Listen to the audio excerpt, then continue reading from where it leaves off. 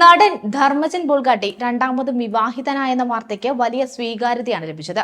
സ്വന്തം ഭാര്യയെ തന്നെ രണ്ടാമതൊരു തവണ കൂടി വിവാഹം കഴിക്കുകയായിരുന്നു ധർമ്മജൻ.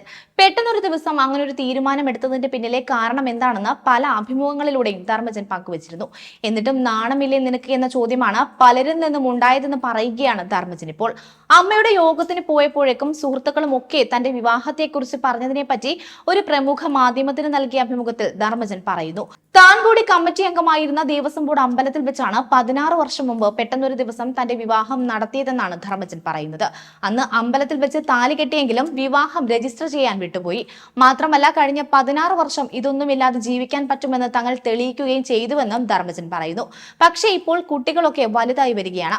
വിവാഹത്തിന് ഒരു നിയമസാധുത വേണമെന്ന് തോന്നി. അങ്ങനെയാണ് വിവാഹം രജിസ്റ്റർ ചെയ്യാമെന്ന തീരുമാനത്തിലേക്ക് എത്തിയത്. പ്രോഗ്രാമുകളുമായി പെട്ടെന്ന് തിരക്കുകളിലായിരുന്നതിനാൽ വിവാഹം രജിസ്റ്റർ ചെയ്യുന്ന കാര്യം മറന്നു പോവുകയായിരുന്നു.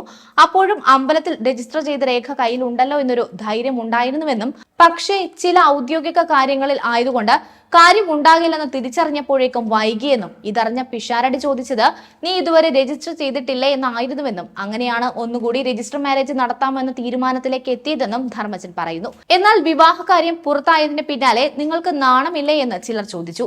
തനിക്ക് ഒരു നാണവും ഉണ്ടായിരുന്നില്ല എന്നും തന്റെ ഉദ്ദേശം എന്താണെന്ന് കൃത്യമായി അറിയാം, പിന്നെ നാണിക്കാൻ എന്തിരിക്കുന്നു എന്നും ധർമ്മജൻ ചോദിക്കുന്നു.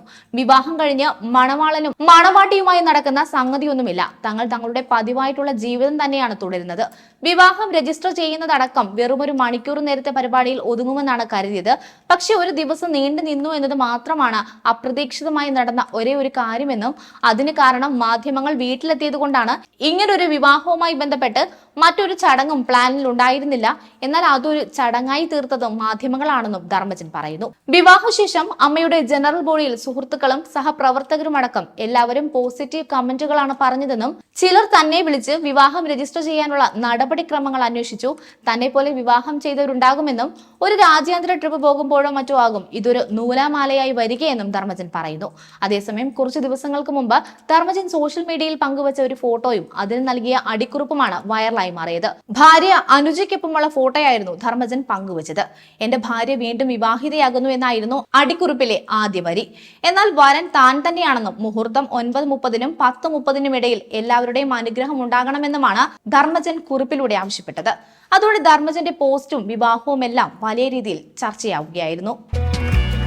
കൂടുതൽ വാർത്തകൾക്കായി B4 Blaze ഫോളോ ചെയ്യൂ, സബ്സ്ക്രൈബ് ചെയ്യൂ.